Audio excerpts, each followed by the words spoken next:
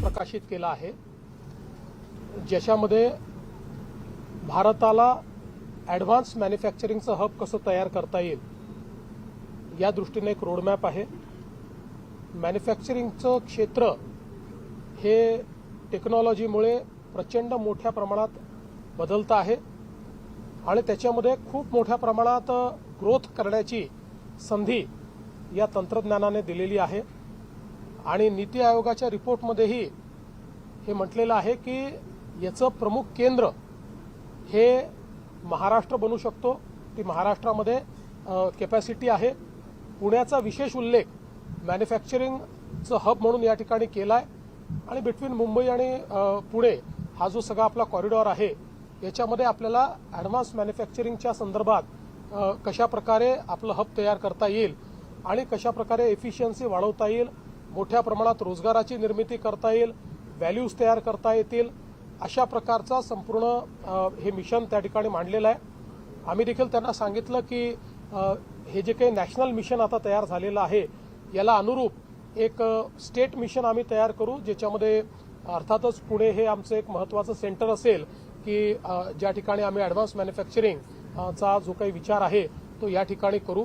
यासोबत त्यांनी एक अजून मुद्दा मांडलेला आहे की जगातली पहिली global institute on advance manufacturing ही आपण सुरू केली पाहिजे, तीही महाराष्ट्रात करण्याचा मानस हा नीती आयोगाने बोलून दाखवलेला आहे आणि आम्हीही त्याला अतिशय सहर्ष स्वीकारलेला आहे।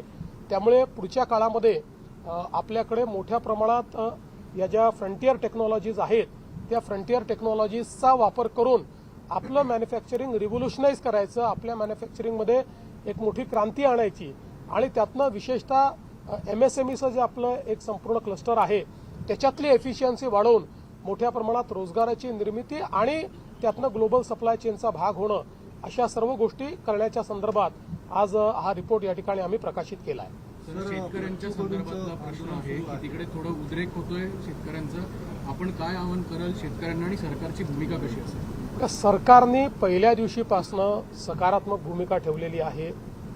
आंदोलनाच्या आधी देखील आम्ही बैठक बोलवली होती, आपण चर्चा करून यातनं ज्या गोष्टी शक्य आहेत त्या करू अशा प्रकारे आम्ही सांगितलं होतं। पहिल्यांदा बच्चू कडूंनी त्याला मान्यताही दिली होती, त्यानंतर त्यांनी अर्ध्या रात्री मला संदेश पाठवला की लोक जमा होतील, आम्ही असणार नाही, याच्यामुळे अडचण होऊ शकते, त्यामुळे आम्ही काही बैठकीला येऊ शकणार नाही। त्यामुळे मग आम्ही ती बैठक रद्द केली। आजही बावनकुळे साहेबांनी त्यांच्याशी संपर्क केलेला आहे। शेवटी त्यांनी इतके वेगवेगळे प्रश्न मांडलेले आहेत, ते प्रश्न असे नुसते आंदोलनाच्या माध्यमातून त्या ठिकाणी सोडवू शकू अशी परिस्थिती नाही आहे। त्याच्यावर चर्चा करून त्याचा रोडमॅप तयार करावा लागेल। त्यामुळे त्यांना चर्चेचं निमंत्रण देखील आम्ही दिलेलं आहे। आणि यासोबत आता काल आपण बघितलं असेल तर खूप मोठ्या प्रमाणात लोकांनाही त्रास झालेला आहे। रस्ते अडवल्यामुळे पेशंट्सचं खूप मोठी ओरड आपल्याला पाहायला मिळाली। अनेक लोकांनी सोशल मीडियात पोस्ट केलेलं आहे की कशा प्रकारे त्यांच्या पेशंट्सला वगैरे त्या ठिकाणी त्रास झालेला आहे। त्यामुळे माझं आव्हान आहे की त्यांनी चर्चा करावी, अशा प्रकारचं डिस्ट्रप्शन करू नये, लोकांना त्रास होईल अशा प्रकारच्या गोष्टी त्या ठिकाणी करू नये। मग अनेक वेळा अशा आंदोलनांमध्ये काही हौसे नवसे गवसे असेही शिरतात, म्हणजे तिथे जेन्युइन लोक देखील आहेत, मी काही तसं म्हणत नाही, पण हा पण धोका असतो की अनेक लोक शिरून, अनेक प्रवृत्ती शिरून त्या ठिकाणी काही ना काही हिंसक वळण त्याला कसं लाभेल असेही प्रयत्न करत असतात। त्यामुळे त्यापासूनही सावध राहण्याची आवश्यकता आहे आणि कुठल्याही परिस्थितीत हे रेल रोको आणि बाकी गोष्टी या मात्र करणं योग्य नाही, त्या करू दिल्या जाणारही नाहीत। त्यामुळे आमचं स्पष्ट आव्हान आहे, शेतकऱ्यांच्या प्रश्नावर आम्ही सकारात्मक आहोत। या सरकारने 32,000 कोटी रुपयाचं पॅकेज दिलं आहे, पैसे आज शेतकऱ्यांच्या खात्यामध्ये आम्ही देतो आहोत। त्यामुळे सगळ्या प्रकारच्या चर्चेची सरकारची तयारी आहे, चर्चा करावी आणि त्यातनं मार्ग काढावा।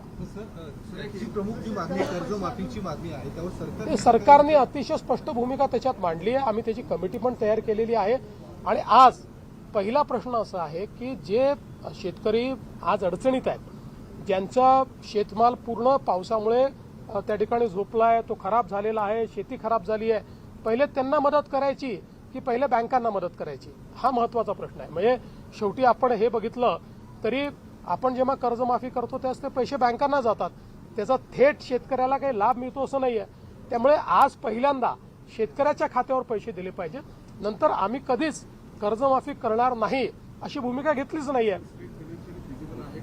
त्या संदर्भात म्हणूनच म्हटलं योग्य वेळी आम्ही त्या संदर्भातल्या जे काही निर्णयात करू. आज पहिली आवश्यकता काय आहे, आज जी आवश्यकता आहे त्याच्यावर विचार न करता आपण बाकी गोष्टींवर विचार करणं. आज शेतकऱ्याच्या खात्यात पैसे गेले पाहिजेत, ते पैसे जाणं सुरू झालेलं आहे. एक इंटरेस्टिंग इलेक्शन आहे ऑलिम्पिकची, तुम्ही मीटिंग घेतली आहे. मुख्यमंत्री देवेंद्र फडणवीस यांची प्रतिक्रिया. त्यांनी असं म्हटलंय की चर्चा करूनच तोडगा निघू शकतो. अशा प्रकारे रस्ते अडवून धरणं आणि इतरांना त्रास देणं, काही रुग्ण असतील, काही पेशंट्स असतील त्या मार्गावरून जाणारे, त्यांना त्रास होणं हे काही बरोबर नाही. त्यामुळे चर्चेतूनच या प्रकारावर तोडगा निघू शकतो.